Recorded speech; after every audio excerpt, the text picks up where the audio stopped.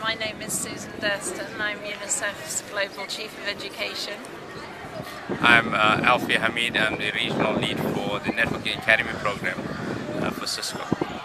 And we've just come out of a partnership session where there were 4 of us on the panel, and we had a very nice balance between Alfie from the private sector, myself from UNICEF, Hege from the Norwegian government, and Awa from Plan International Board of Directors, and we all gave a few provocative questions and a little bit of information from our perspectives. And I was particularly interested to be on a panel with the private sector because in development activities now and in education we need to listen to what the private sector can offer. So Alfie, what do you think? Yeah, I think, especially when you're partnering with development agencies, it's extremely important that when the private sector does get involved, that they put on the table everything that they expect from us. Where there are any business objectives, and what are the social objectives, that these are all put onto the table so that the developmental agency understands that if there are any business outcomes, that what they are and how it's going to benefit themselves as well as the private sector partner.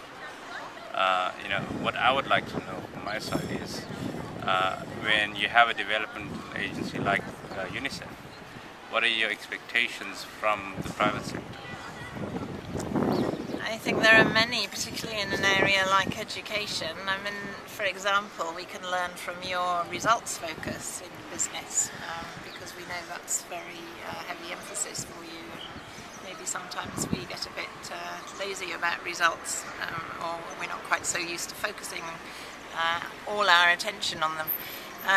And of course in schools and for children, the role of new technology I think is something that we're really trying to address. How can new technology help children in their education and not just the elite children? How can we make it work for disadvantage, for girls in particular, and for others to equalise the stakes a little bit in education?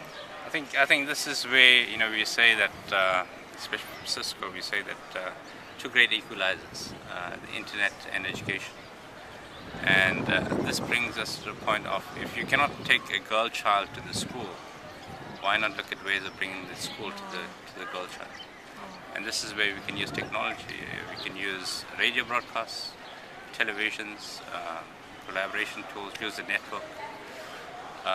And we need to think out of the box of textbooks and schools within walls, and how we can bring that education to those girl children. My main worry is always who maintains that equipment, but I was learning from your colleague earlier that you actually train people in villages to maintain the technology, and so it's also providing employment, which I think is a very exciting initiative.